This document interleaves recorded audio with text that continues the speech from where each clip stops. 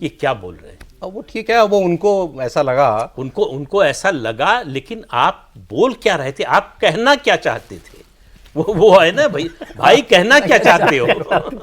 कवि क्या कह रहा था सर आज? कवि के संदर्भ सहित व्याख्या की कवि से ये देखिए फोटो भी आ गया भाई वाला। शेर से ही शुरू करते हैं। अरे सर बिल्कुल। राहुल जी के बारे में तो बता ही दिया प्रदीप जी ने, मैं भी उसको जोड़ूंगा। सरकार की क्या मुख मुद्रा थी आप देखिए ना, सरकार की मनोस्थिति क्या थी, उस पर एक शेर है। सूरज क्या ढला, सूरज क्या ढला कद से ऊंचे हो गए साए, सूरज क्या ढला कद से ऊंचे हो गए साए, कभी जमी पर इन परछाइयों को भी रौंदा है मैंने। वाह क्या बात है, बहुत तो सरकार इस बना स्थिति में थी कि आज तो मतलब शेर का चूंकि मौका था इसलिए मैंने आपका।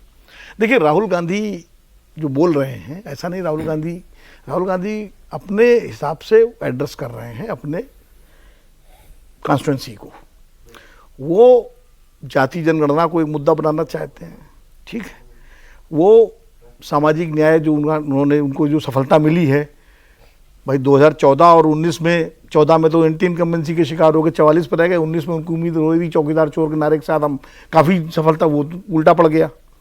लेकिन इस बार जब उन्होंने जाति जनगणना का मुद्दा उठाया और उसके बाद लगातार वो कि 95-93 जो है अफसर जो है तय करते हैं, उसमें 3 हैं जो बोलते रहे, और कांग्रेस की 99 सीटें आ गई, इंडिया गठबंधन 240 पे आ गया, 200 के आसपास 34-35।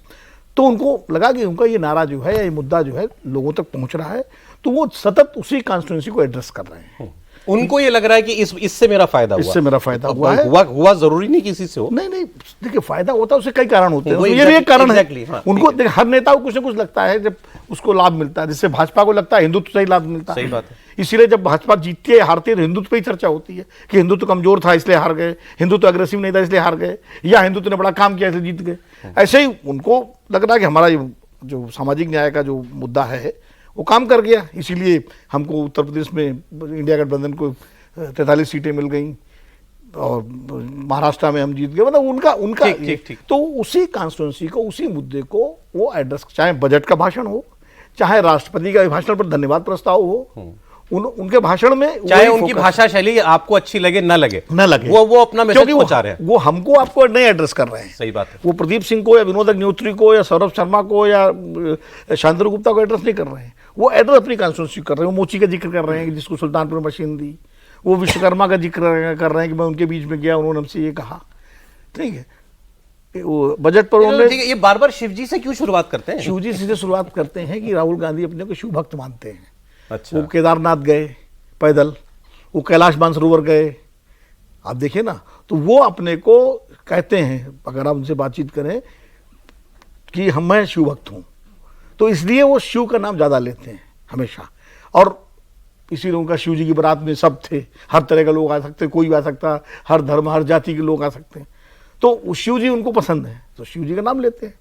तो वो दरअसल उसी को एड्रेस कर रहे हैं। उनको लगता है कि यही मर्म है जिस पर हम एड्रेस करके इस सरकार के खिलाफ जनता को गोलबंद कर सकते हैं। ये उनकी सही है गलत है, कितनी जाती है, इसलिए वो उनका जो भाषण है, चाहे मतलब अब दोनों भाषण लगभग आप कहते हैं ना एक ही जैसे हैं, वही सब पुराना है, तो इसीलिए है क्योंकि वो उसे, और आप देखिएगा पब्लिक मीटिंग में भी वही बोलेंगे वो।